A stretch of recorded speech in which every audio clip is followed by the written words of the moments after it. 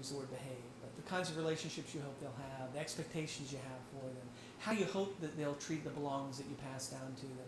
You hope that they will, in the process of dividing up your belongings, treat each other with respect and love. You can make personal statements to folks in a will, but the more specific a will is about who gets exactly what, the less likely it's going to be subject to challenge later on. The clearer the will, the better the will. Yes? How important is it to help your parents review their plans for management and maintenance of real property? Yeah, it's really critical. It's really critical for a couple of reasons. One is you want to make sure that you know what your parents want in terms of the management of the property, and that if they want to put restrictions on how it's sold, you know, that is a planning process that's very specific and very difficult, and that needs to be accomplished early. The second reason why you want to do that is because there are actually some title companies and real estate agents who believe that a durable power of attorney must reference specific pieces of property in order to grant an agent the authority to manage, sell, rent, convey that piece of property. I don't think that's true, but it doesn't matter if they won't write you title insurance on it. It doesn't matter that my opinion is that they're wrong. Okay, you're right, but I'm not giving you title insurance. Okay, well, I guess that's that. Other questions here? I was just going to ask, if your parent has a will, is it still important for them to make a list of their valuables and things that they have at the house? It can be for a couple purposes. It can be for insurance purposes. It can be for purposes of protecting against exploitation, so there's not an argument about what was still there or what was not still there. It can be important if your will is not specific. You may reference in your will a personal property memorandum.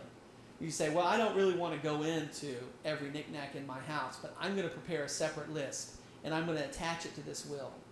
And if they prepare that separate list and it's executed at the same time as the will, it's binding. Now, they can change it later. And if they change it later, it ceases to be binding and now becomes what we call aspirational. It means we hope everybody will follow it, but this is what it is. But it's important for those reasons to have a list of that property. Yeah. How important is it to work with your parents to set up a special needs trust for someone with a physical or intellectual disability? Yeah. It's a great point that I didn't discuss, which is that when you are a Medicaid patient or if you're on SSI or other benefits, where it is an income and asset eligibility criteria for qualifying for those services, it's really critical if a family member, whether it's a parent or an aunt, wants to give you an inheritance, that it is given in a special needs trust. It must go directly into a special needs trust because unlike other trusts, a special needs trust is purely discretionary. And what that means is that the beneficiary has no right to compel that money to be given from the trust. It is solely the discretion of the trustee whether any of that money is paid out or not. The reason that's important is that if you are on Medicaid and there is $10,000, say, in a trust, okay, just a general support trust, Medicaid will require you to force the trustee to pay out all the funds in that trust before they will find you to be eligible for Medicaid benefits.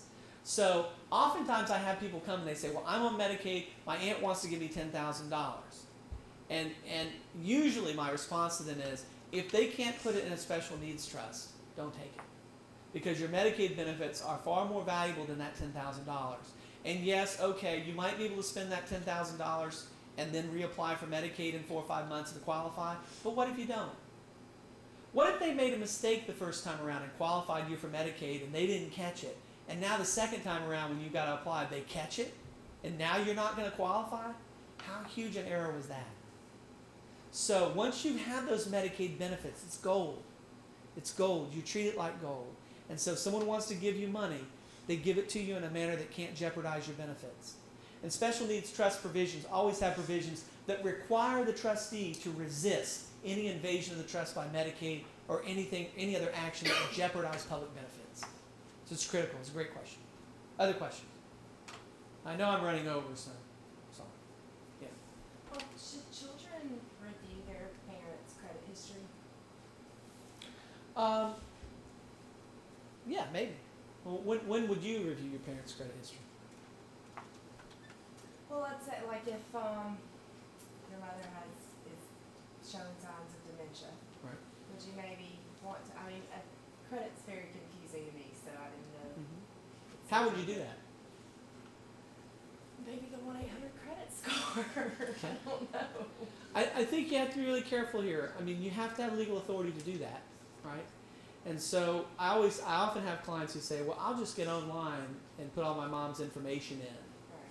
Right. Hello, that could be a federal fraud. I mean, that could be a criminal cause of action if they don't have authority to access that record. And so you want to be an appointed agent with authority to look at that credit report. But yes, if you expect exploitation, if you expect that they simply are not managing their money well, if you suspect that all of a sudden they're buying a lot of new things you know they don't have money to buy, yes, you should ask them, for permission to check their credit record. You should do it with them. You should ask them to appoint you as an agent so you have legal authority to do it. And if you're removed from the situation and you suspect someone else is exploiting them, you should go to the DA and ask them to subpoena the credit records so they can look at it legally. One of the hardest things we have in Alabama is interesting district attorneys, in pursuing elder exploitation cases. Criminal prosecution of those cases is very hard to come by. And granted, if you're in a situation where you have an impaired senior, and you have a family member who has spent money on a new car or whatever, how do you disprove in a criminal trial when that son gets up on the stand and says, Mom told me it was okay. Mom can't testify. Mom lost her capacity to dispute or rebut that claim. How do you disprove that? So I'm not unsympathetic to how hard the DA's case is, but we've got to start prosecuting some of this. Other questions?